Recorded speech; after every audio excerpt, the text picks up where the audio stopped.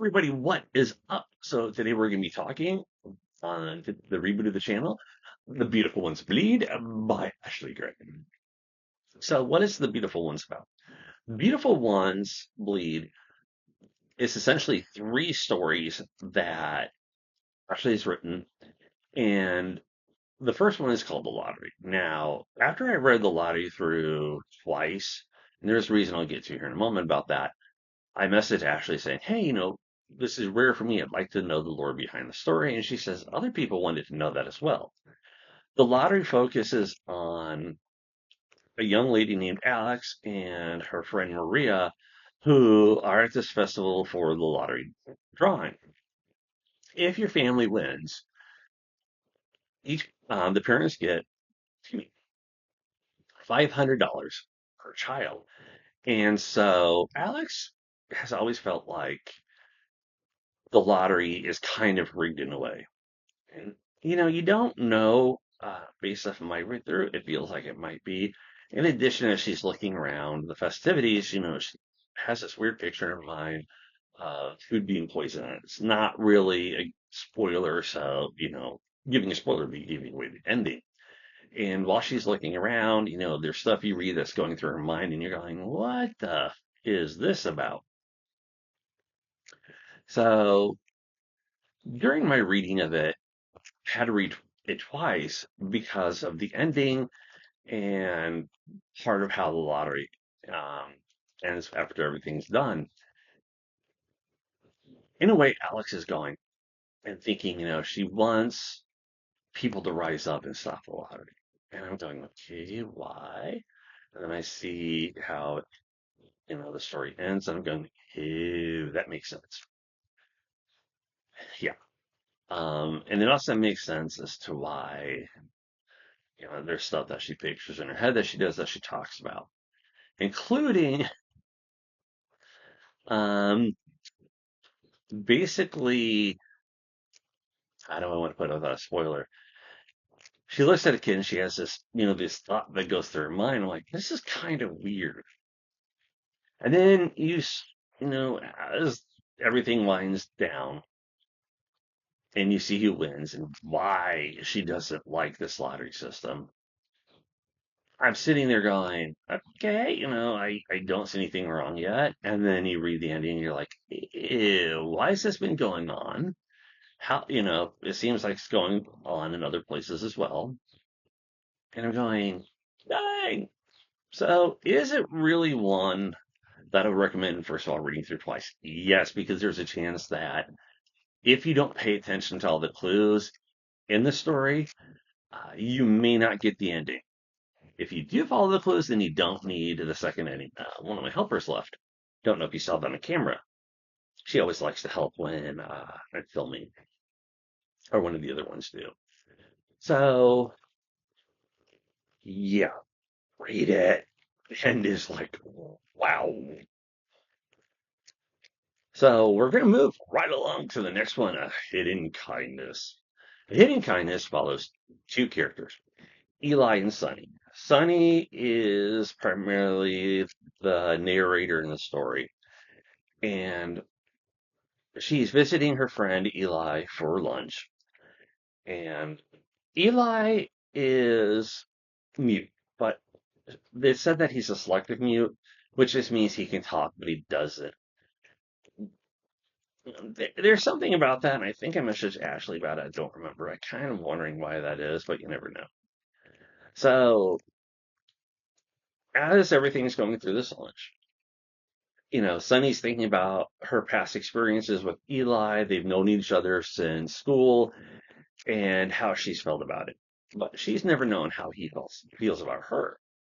So she tells him that she's engaged and she's expecting this, response of, oh my God, I can't believe it, or whatever. And he writes down that he's happy for her. But there's also a secret she hasn't told him yet in the story, and that takes place later on. Well, after lunch is done, uh, Eli offers to go over with Sunny to her place and help her take care of her plants. There is a little bit of foreshadowing in here because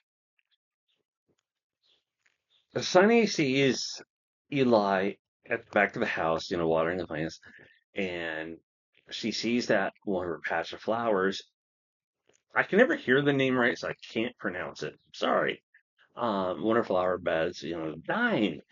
And, she's thinking it could be one of several things. And she tries to take care of the issue. Well, after they're done, they go into her house and they start talking about things. Now, this is where it gets really interesting. Eli tells her some things, and she's like really wishing that um, she knew how he felt.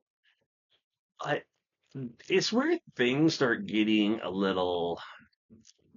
Uh, After yeah, I know, right? Yeah. So, so Eli really wishes they were together. And the end of the book is both happy and sad. The reason I say that really is because, in a way, you end up happy for Eli and Sonny, but at the same time, the whole catch to how it ends is just beyond belief. It really is because one, it was something I was not expecting. So overall, once again, I say go for it.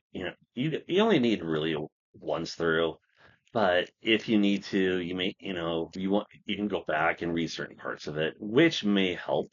Just depends on, who the reader is. Is it highly recommended? Of course. But the story that I love the most is the final one called Two-Faced. So Two-Faced has two main characters, Lucille and Bunny. Lucille drags Bunny, um, which you wouldn't think, but there is a reason for it. One of the problems is that Lucille's dad is in the army and he's away.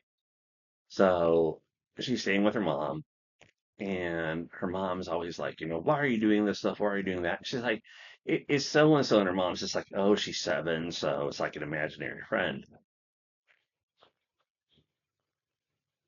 You'll figure it out right away, trust me. So I'm just gonna go ahead and say it's not a spoiler. Bonnie is a ghost, and because of how horrifying she can be at times, yeah. So one of the times Lucille goes in Bonnie's room, she knows she's there because she says fairy dust. And so she's like, okay, she's here. Great. What's going to happen? And when she goes into the room that Bonnie typically hangs out in, is you see like a description of like the walls changing and all this other stuff. And it's nightmarish. And Bonnie just ends up getting severely pissed off at this little girl. And I'm like, what the heck?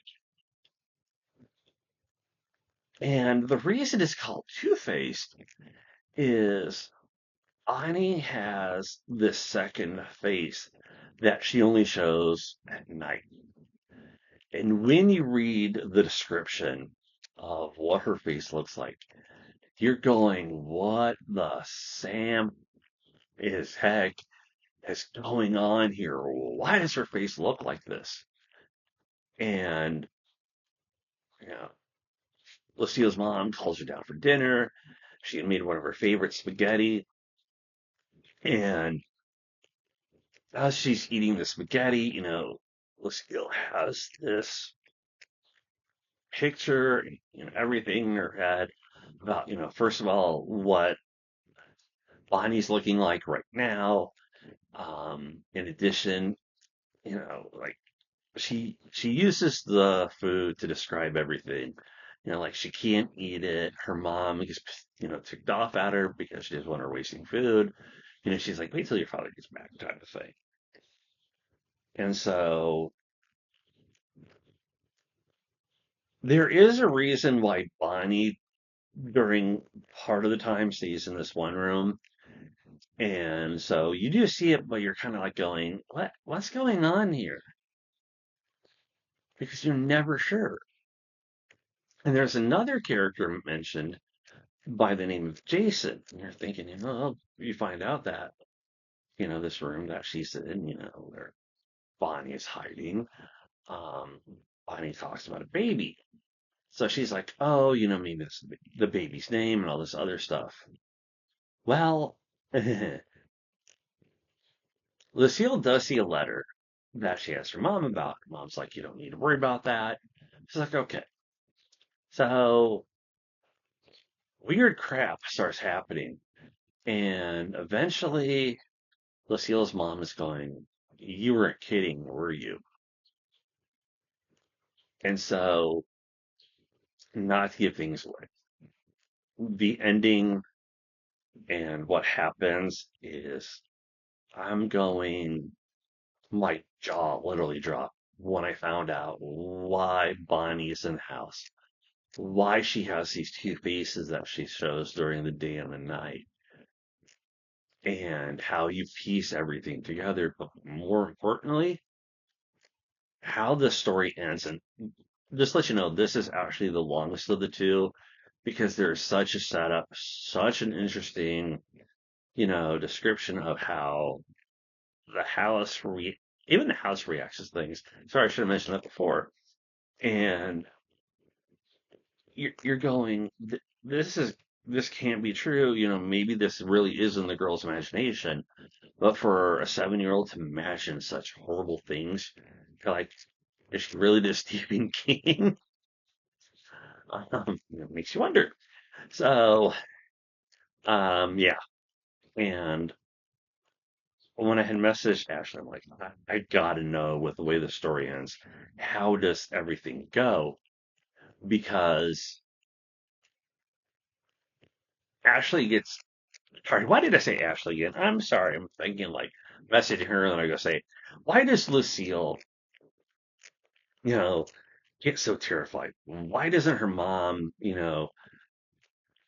see Bonnie? Why does it take a certain amount of time before mom realizes what's going on?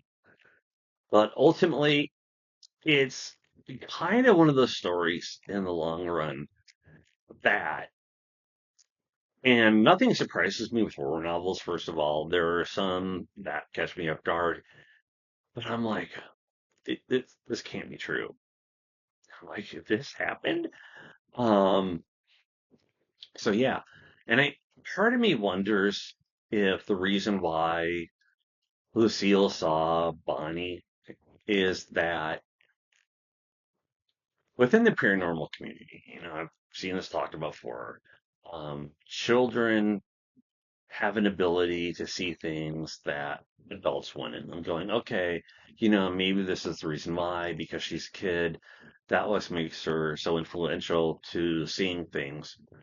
But, towards the end, and her mother realizing things is because things her mother starts seeing.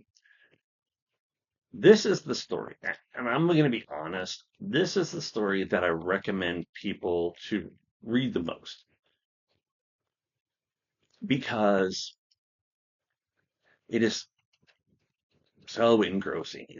You ask questions. You try to figure things out. It's kind of like the kind of like mystery, but more horror because you just want to know. And like what, especially at the ending, you're going, what happened? So I would definitely start with that one first, and then go with the lottery and read the second story, A Hidden Kindness, last. And I'm sorry, actually, if you're seeing this for putting it that way, but it is for me just that intenseness of how Two Face goes because I'm just, in that days of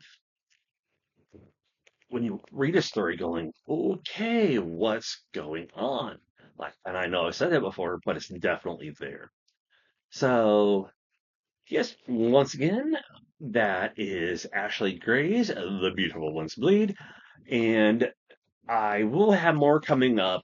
Um, I was set to schedule some books to be videos, sorry, to be recorded last week, and unfortunately something came up, so I wasn't able to.